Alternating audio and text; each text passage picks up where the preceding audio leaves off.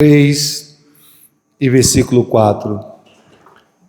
Quando se encontrarem, digam amém, digam glória a Deus. Salmo 63, versículo 3 e versículo 4.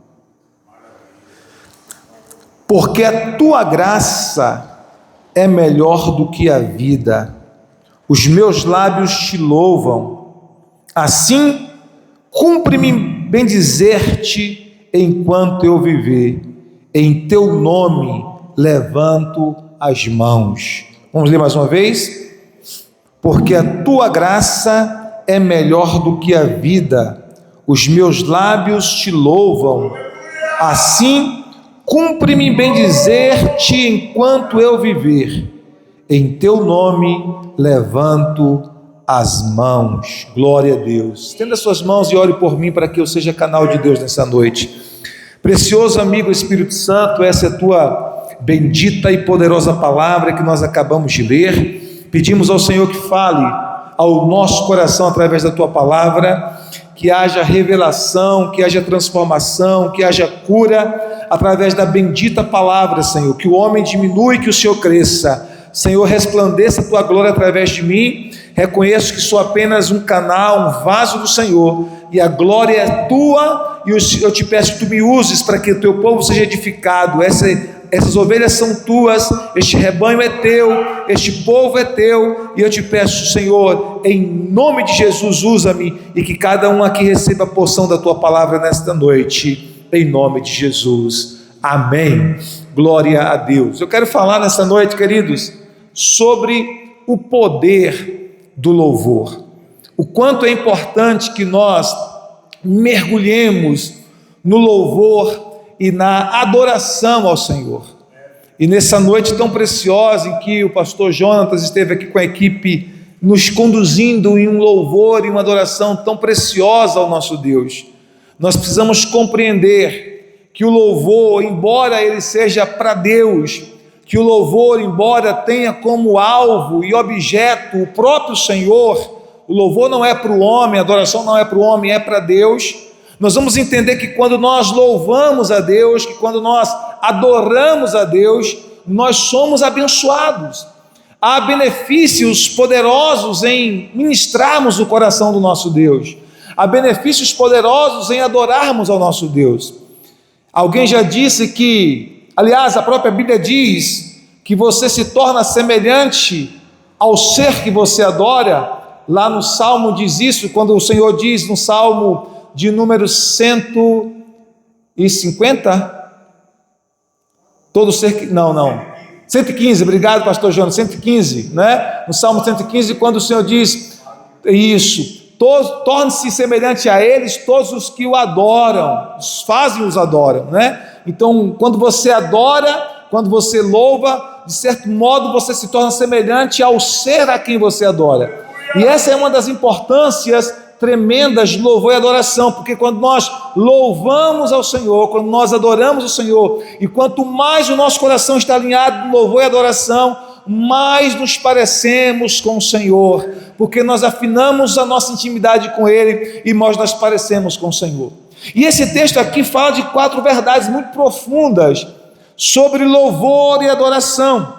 O salmista entendeu isso. O salmista, quando escreveu esse salmo, ele estava enfrentando uma grande perseguição, ele estava fugindo dos seus inimigos, ele estava em um tempo de deserto. Mesmo assim, mesmo nesse tempo de deserto, ele decidiu louvar e adorar o Senhor. E isso é uma lição preciosa para nós, porque a gente vai aprender que a gente não vai louvar a Deus apenas quando as coisas estão boas. A gente aprende a louvar a Deus não apenas quando estamos passando momentos fáceis ou momentos mais tranquilos em nossas vidas, mas que nós precisamos aprender a extrair o perfeito louvor do nosso coração nos momentos de deserto, nos momentos de crise, nos momentos de luta, nos momentos de perseguição, nos momentos de fuga, como era o caso de Davi. Davi estava em fuga, Davi estava sendo perseguido, Davi estava no deserto. Mesmo assim ele decidiu adorar a Deus, mesmo assim ele decidiu louvar a Deus. E isso é uma lição para nós.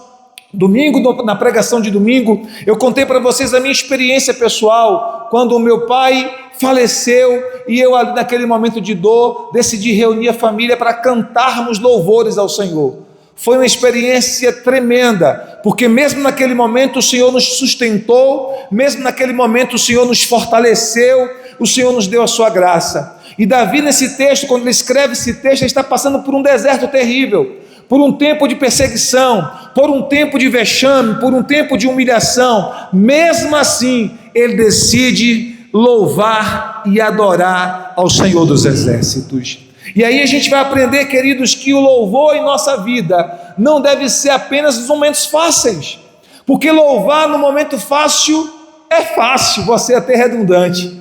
Louvar nos momentos tranquilos é muito fácil, qualquer um pode fazer isso, mas nós mostramos maturidade espiritual, nós mostramos intimidade com o Espírito Santo, nós mostramos que nós crescemos na fé, quando mesmo no momento mais difícil da nossa vida, ou mesmo quando o mar está revolto, ou mesmo quando nós estamos enfrentando tempestades, mesmo quando nós estamos enfrentando lutas na saúde, lutas na família, lutas no casamento, lutas nos negócios, nós decidimos que nós iremos louvar o Senhor, e não vamos parar de louvar e de adorar o nosso Deus, porque Ele é digno. E o salmista então, ele começa a estabelecer verdades profundas e preciosas com relação ao louvor. Ele diz, a primeira coisa que ele estabelece aqui é a supremacia da graça de Deus. Ele chega a dizer assim, no versículo de número 3, porque a tua graça é melhor do que a vida. A tua graça é melhor do que a vida. Ele coloca a graça em um lugar de supremacia. Olha só, queridos, ele está dizendo que a graça era melhor até mesmo do que a própria vida dele, do que as benesses que ele poderia ter na vida. E ele fala isso exatamente em um momento propício, porque, como disse na introdução dessa mensagem, ele estava enfrentando perseguição, ele estava fugindo dos seus inimigos, ele estava em um tempo de deserto, ele corria risco de ser morto pela espada dos seus inimigos, mas ele disse, Senhor, a tua graça é melhor do que a vida. Ele louvava a Deus, ele adorava a Deus, não é porque as coisas estavam boas, não é porque a situação era favorável, ele louvava a Deus porque ele entendia que a graça de Deus é melhor do que a vida. Ele louvava a Deus porque ele entendia que a sua vida aqui na terra era passageira. Ele louvava a Deus porque entendia que todos os benesses, que todas as bênçãos, que qualquer favor que ele recebesse aqui na terra era passageiro, que a própria vida dele chegaria ao fim um dia, mas ele entendia que a graça de Deus era perene, que a graça de Deus era soberana, que a graça de Deus era eterna, e que a graça de Deus permaneceria por toda a eternidade. E por isso ele exclama, eu te louvarei, porque a tua graça é melhor do que a vida. A tua bondade, a tua misericórdia, o teu favor é melhor do que qualquer coisa que a gente possa alcançar aqui nesta vida. Que entendimento o salmista tinha, e que nós tenhamos esse mesmo entendimento, meus amados. Entender que por mais que na vida nós possamos passar por tempos de turbulência, entender que na vida, por mais que nós estejamos bem em algum momento, mas que nós podemos passar por tempos de dificuldades, de enfermidades, de batalhas no casamento, de batalhas na saúde, que as coisas podem fugir do nosso controle. A graça de Deus sempre será melhor do que a vida, sempre haverá graça para nós, sempre haverá favor para nós, sempre haverá misericórdia para nós, e é essa graça que nos manterá de pé sempre. Como a própria Bíblia diz, as tuas misericórdias não têm fim, elas se renovam a cada manhã. Então a cada manhã que a gente acorda, a gente pode dizer, Senhor, obrigado, porque mais uma vez o Senhor renovou para comigo a tua graça, o Senhor renovou para comigo a tua misericórdia, mais uma vez a tua misericórdia veio sobre mim, a tua graça é melhor do que a vida. E ele diz então que a resposta para isso era lábios que louvariam o Senhor. Ele diz no versículo 3 ainda, os meus lábios te louvam, os meus lábios te louvam. Essa é a resposta de um coração que entende o favor de Deus. Essa é a resposta de um coração que entende que foi agraciado pelo Senhor. Não tem outra resposta, senão a resposta de louvar, de abrir a boca e louvar o Senhor. E muitas vezes, queridos, nós estamos tão angustiados que nós não queremos louvar. Até porque a Bíblia diz lá em Tiago: está alguém contente? Cante louvores. E aí você talvez diga assim: mas eu não estou contente. Por que eu vou cantar louvores se eu não estou contente? Então você pode cantar louvores em uma forma profética. Embora você não esteja em suas emoções contente ou alegre ou feliz com alguma circunstância, mas você começa então a louvar, você começa então a cantar, porque quem está contente canta louvores, e quando você canta louvores, mesmo não estando contente, você vai ficar contente. Quando você começa a cantar louvores, mesmo não estando alegre, você será ministrado pela alegria do Senhor, e a Bíblia diz que a alegria do Senhor é a nossa força. Você será fortalecido por meio da alegria do Senhor. Tudo que o diabo faz, queridos, é para oprimir a nossa alma, é para oprimir as nossas emoções, porque se nós estivermos com a nossa alma oprimida, se nós estivermos entristecidos, se nós estivermos deprimidos, se nós estivermos cabisbaixos, nós não teremos força alguma para superar o problema, a adversidade e a luta. Mas quando nós permitimos que a alegria do Senhor fortaleça o nosso coração, quando nós permitimos que a alegria do Senhor ministre a nossa alma, o que acontece? Nós somos fortalecidos, porque a alegria do Senhor é a nossa força. Diga isso para 3 pessoas: a alegria do Senhor é a sua força. A alegria do Senhor é a sua força. Então o salmista diz: os meus lábios te louvarão. Vai ter louvores na minha boca, vai ter louvores nos meus lábios, vai ter cânticos de alegria na minha boca. Mas ele não fala isso de um ambiente tranquilo, ele fala isso de um ambiente inóspito, ele fala isso de um ambiente caótico, de um ambiente completamente terrível e desfavorável. E é uma lição para nós. Talvez você esteja vivendo tempos assim na sua vida. Todos nós enfrentamos tempos assim. Existem momentos que nós estamos enfrentando guerras nas finanças, guerra no trabalho, na empresa, nos negócios. Às vezes a guerra é no casamento, às vezes a guerra é na saúde, como eu enfrentei essa batalha desde outubro para cá. Graças a Deus o Senhor tem me sustentado, eu estou bem agora, mas foi um tempo muito difícil. Pode ser na área financeira, pode ser na área emocional. Talvez você olhe em volta e está tudo bem. Você não tem dívidas, o casamento está bem, os filhos estão bem, você olha em volta, a empresa está caminhando bem, mas dentro de você, você sente uma angústia, uma intranquilidade, uma falta de paz, porque talvez você esteja enfrentando um ataque terrível e violento nas suas emoções, porque talvez o diabo flechou de alguma forma as suas emoções. E é por isso que é importante louvar a Deus, porque o louvor é uma das armas de guerra mais poderosas que existe, irmãos. O louvor é uma arma estratégica de guerra para vencer batalhas espirituais. Às vezes a gente quer vencer batalha espiritual apenas repreendendo os demônios, expulsando demônios, orando, fazendo jejum. Tudo isso é válido, mas existe uma arma de guerra que pouca gente fala, que é o louvor e a adoração. Porque quando você começa a louvar a Deus de todo o seu coração, quando você começa a adorar a Deus de todo o seu coração, ainda que você esteja em uma situação difícil, a presença de Deus se manifesta de forma tão gloriosa e soberana, que os demônios não resistem à manifestação da presença de Deus, e eles terão que bater em retirada.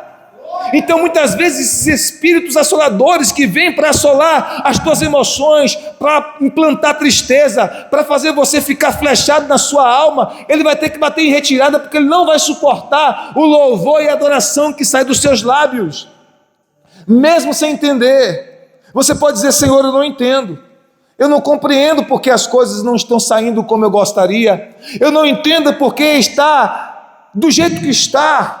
mas mesmo sem entender, mesmo sem compreender, eu decido te louvar, e os meus lábios não vão sair murmuração, dos meus lábios não vão sair reclamação, dos meus lábios não vão sair decretos de dúvida nem de medo, dos meus lábios vão sair louvor e adoração ao Senhor, porque tu és digno,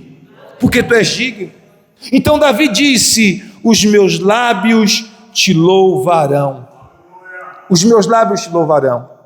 E ele faz um pacto, que é a terceira verdade que aparece aqui nesse texto, um compromisso com Deus, e é preciso ter fé, e é preciso ter coragem, e é preciso ter convicção espiritual profunda para fazer esse voto com Deus, esse pacto que ele faz aqui no versículo seguinte, porque ele diz assim: assim cumpre-me bendizer-te enquanto eu viver. Nessa versão diz assim também é a mesma coisa, na mesma versão, né? Mas tem uma versão que diz assim: eu te louvarei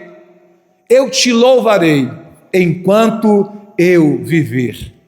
Então agora ele estabelece um pacto para o futuro, para o presente e para o futuro, uma aliança com Deus, que enquanto ele viver, que enquanto o fôlego sair das suas narinas, ele bendirá o Senhor, ele louvará ao Senhor. E essa verdade que aparece aqui no Salmo 63, versículo 4, é a mesma verdade expressa por Davi no Salmo 34, versículo 1. Põe aí para mim, Sara, por favor. Salmo 34, 1. No Salmo 34, 1 ele diz: louvarei ao Senhor em todo tempo, o seu louvor estará continuamente na minha boca. Bendirei o Senhor em todo tempo, o seu louvor estará sempre nos meus lábios. Sempre. Não murmuração, não reclamação, mas louvor, sempre. Nós já falamos aqui várias vezes que aqueles que vivem reclamando, que aqueles que vivem murmurando, eles se prendem no deserto. Porque muitas vezes, eu já falei aqui, o deserto é apenas a escola do Espírito Santo, é onde o Espírito Santo nos leva para um treinamento.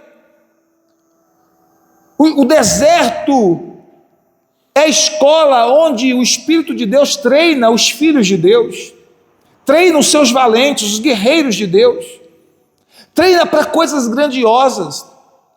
O deserto não é morada do crente, o deserto não é lugar permanente para o crente, é lugar de treinamento. E o Senhor quer que a gente alcance novos degraus, novos patamares, quer nos levar a lugares mais altos, a níveis mais elevados nele, de intimidade, de crescimento, de rompimento de fé, de avanço em áreas específicas da nossa vida, na área espiritual, na área conjugal, na área familiar, na área empresarial, para que nós possamos expandir o reino de Deus aonde nós estivermos, para que nós possamos expandir o reino de Deus em nossa geografia, em nossa atmosfera. Mas, para isso, antes de Deus nos fazer crescer, Ele nos treina no deserto. Só que se nós não entendermos isso, nós vamos murmurar no deserto, nós vamos reclamar no deserto, nós vamos blasfemar de Deus no deserto. E quanto mais nós reclamamos, quanto mais nós murmuramos, mais atados ao deserto nós ficamos, mais presos ao deserto nós ficamos. Mas se nós aprendermos a lição do louvor e da adoração mesmo no deserto, porque Davi aqui no Salmo 63, ele estava no deserto, ele estava em perseguição, ele estava fugindo dos seus inimigos, ele estava em perigo de vida, mas ele decidiu louvar. E se nós aprendermos essa lição de louvarmos a Deus em vez de murmurarmos, mesmo no deserto, nós iremos crescer espiritualmente e o deserto será mais rápido do que a gente imagina.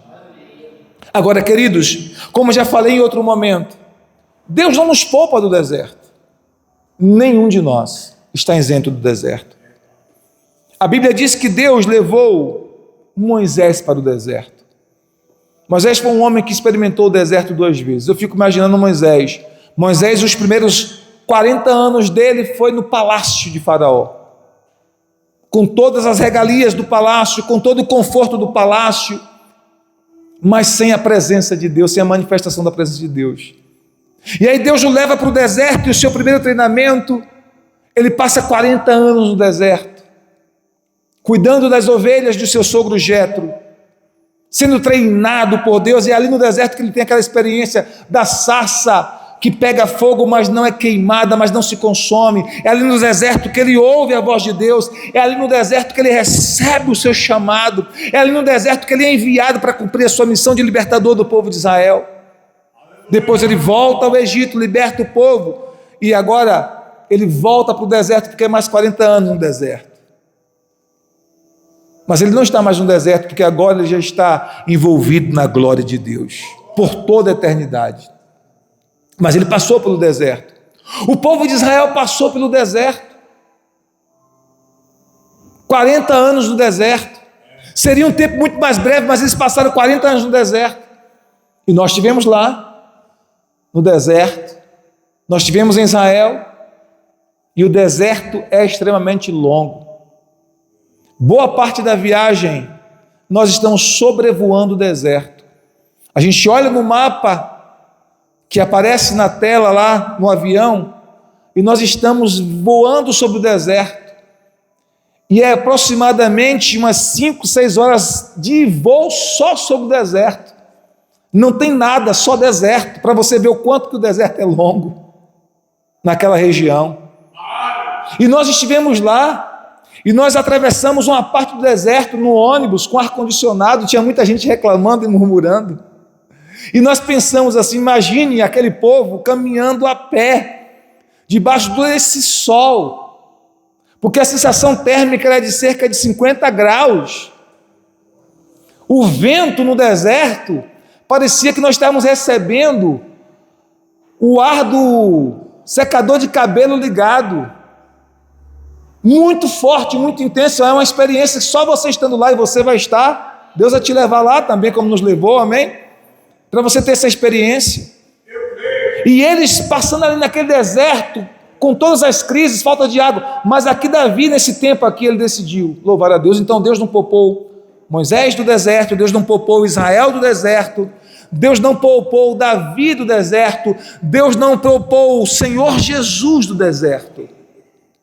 A Bíblia diz em Lucas capítulo 4, versículo 1 em diante, e em Mateus capítulo 4, versículo 1 até o versículo 11, Lucas 4, de 1 a 13, que o Espírito Santo foi quem levou Jesus ao deserto, para ser tentado pelo diabo. A ideia ali de ser testado. Então, se o próprio Jesus foi levado ao deserto, nós também seremos em algumas áreas da nossa vida levados ao deserto, mas nós não vamos ficar lá, nós não vamos permanecer lá. Agora observe que Israel passou 40 anos no deserto, mas Jesus só passou 40 dias.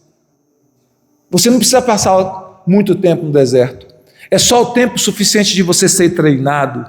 Por isso que você tem que tomar uma decisão, a decisão de, mesmo estando no deserto, seja em que área for da sua vida, você vai louvar a Deus. Você vai dizer: Senhor, eu não vou murmurar, eu não vou reclamar, eu não consigo entender, eu não consigo compreender, eu não entendo todas as coisas, mas uma coisa eu sei: eu vou decidir te louvar e te adorar, mesmo estando no deserto. Eu te louvarei continuamente, e o teu louvor estará para sempre nos meus lábios. Me cumpre-te bem dizer enquanto eu viver. É um pacto enquanto eu viver, estando nas montanhas ou estando nos vales, eu vou te louvar. Porque a vida do crente é assim: ou a gente está na montanha, ou a gente está no vale. Tem momentos que a gente está na montanha, tem momentos que a gente está no vale, e tem momentos que a gente está na montanha em áreas da nossa vida e está no vale em outras áreas. Às vezes a gente está entrando no deserto, às vezes a gente está atravessando o deserto, e às vezes a gente está saindo do deserto. Às vezes a gente está entrando, às vezes a gente está atravessando, e outras vezes a gente está saindo. Mas essa é a nossa jornada constantemente. em áreas específicas da nossa vida, mas nós decidimos: eu vou louvar a Deus, eu vou louvar a Deus. Não vai haver reclamação nem murmuração na minha boca, vai haver louvor a Deus. E você percebe quando você começa a louvar, o teu coração se enche de alegria. Eu tenho experimentado isso muitas vezes quando eu percebo que o meu coração está querendo ficar azedo por alguma circunstância. O Espírito Santo me ministra e eu começo a cantarolar para o Senhor. Eu começo a cantar louvores, hinos antigos. Às vezes eu começo a cantar em outras línguas, nas línguas do Espírito. E eu começo a cantar.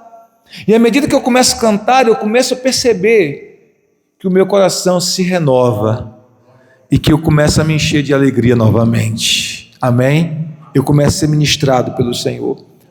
E a quarta verdade que nós entendemos aqui nesse texto é a verdade da dependência e da entrega, porque ele diz no versículo de número 4 ainda: em teu nome levanto as minhas mãos. Em teu nome levanto as minhas mãos. E esse levantar-se das mãos tem todo um significado espiritual no contexto bíblico. Levantar as mãos significa pelo menos 3 coisas. Levantar as mãos primeiro significa rendição. Rendição. Você já viu que quando alguém aponta uma arma para uma outra pessoa, a pessoa levanta as mãos? Levante as mãos. É um sinal de que a pessoa se rende. Ela se rende. Então levantar as mãos é um sinal de rendição. É como se nós disséssemos para Deus, numa total e absoluta dependência dele: Senhor, eu me rendo. Eu já tentei de tudo, eu já lutei com minhas próprias forças, eu já usei a minha expertise, eu já usei as minhas estratégias, eu já usei o meu talento, a minha inteligência, e nada deu certo. Mas agora eu me rendo. Eu me rendo. É o que Pedro fez quando ele afundou. Pedro foi cheio de fé e de confiança andar sobre as águas. Quando Jesus disse para ele: venha, Senhor, se és tu mesmo andando sobre as águas, me dê uma palavra para que eu vá até ti, andando sobre as águas. E Jesus olha para Pedro e diz: vem. Era uma palavra rema para Pedro, e ele creu naquela palavra e ele foi. Ele teve fé naquela palavra, ele foi. Mas à medida que ele começou a andar e ele olha para as circunstâncias à sua volta, porque enquanto ele estava olhando para Jesus e enquanto ele estava com fé na palavra que Jesus tinha dado para ele, vem, ele estava andando sobre as águas. Mas à medida que ele começa a olhar para a força do vento, para a altura das ondas, ele começa a temer e ele começa a afundar. Agora observe que lição preciosa. Pedro era pescador. Dificilmente um pescador não saberia nadar. Ele poderia se esforçar, digamos assim, tentar se salvar na sua própria força, voltar nadando para o barco, mas em vez de fazer isso, Pedro se rende. Ele diz: Senhor, salva-me.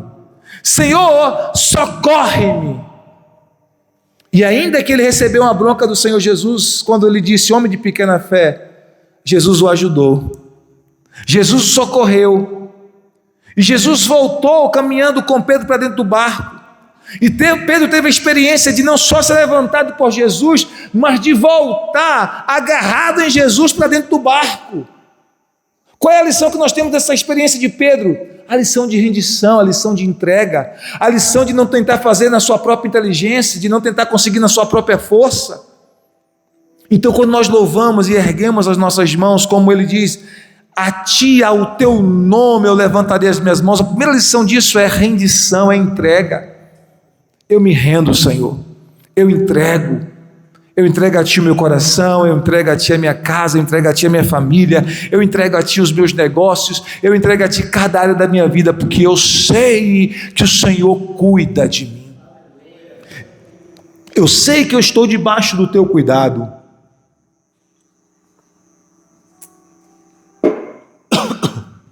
Eu sei que eu estou debaixo da tua proteção. Entrega, rendição. A segunda lição que nós temos aqui nesse levantar das mãos é a súplica. A Bíblia nos fala que nós devemos levantar mãos santas, sem ira nem contenda, e fazer súplicas a Deus em favor de todos os homens. Então o levantar das mãos também simboliza súplica, simboliza clamor, porque isso é uma mistura de louvor e súplica. Tanto é que a Bíblia diz para a gente não ficar ansioso por coisa alguma, mas em vez de estar ansioso, que nós deveríamos apresentar a Deus as nossas petições com súplicas e ações de graças, que é gratidão e louvor. Então observe como se mescla, como se mistura a súplica e o louvor, como estão misturadas a súplica e louvor. Então levantar as mãos também é suplicar. Mas mais do que isso, levantar as mãos também é símbolo de honra. É você entender que há uma majestade santa sentada em seu trono. É você entender que há um rei que não perdeu o controle da sua vida. Você pode até ter perdido o controle, como você talvez já tenha dito para você mesmo: meu Deus, eu perdi o controle dessa situação. E a gente não gosta de perder o controle. A gente gosta de estar nas rédeas da nossa própria vida. E às vezes Deus permite situações que a gente perca o controle. Para quê? Para que a gente chegue ao fim de si mesmo, para que a gente aprenda a depender não de nós mesmos, mas dele, do Senhor.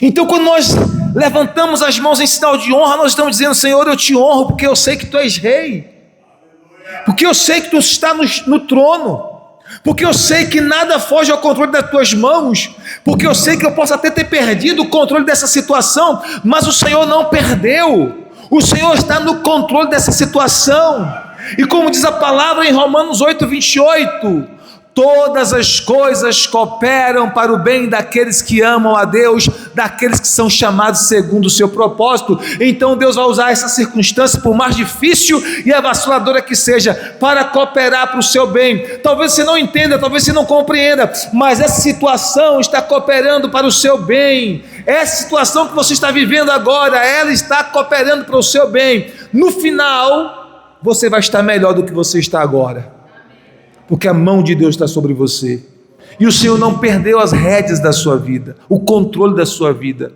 de cada área da sua vida, está nas mãos do Senhor. Então levantar as mãos é sinal de rendição, de entrega. Levantar as mãos é sinal de súplica, e levantar as mãos também é sinal de honra. Honrar a majestade santa, honrar aquele que está no trono, honrar aquele que é rei em nossas vidas. Ele não perdeu o controle, queridos.